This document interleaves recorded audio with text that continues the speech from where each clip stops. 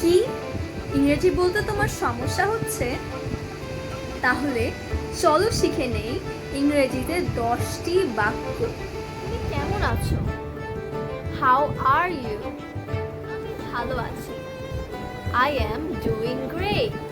বা যদি তুমি বলতে চাও আমি ভালোর চেয়েও ভালো আছি, তাহলে তুমি বলবে নেভার বেটার। কি হয়েছে? হোয়াটস রং?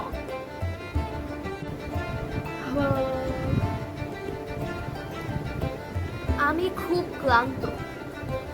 I am very tired or I am exhausted. কয়টা বাজে? What is the time? Oh no, আমার দেরি হয়ে যাচ্ছে। I am running late. Thanks for watching. Follow for more.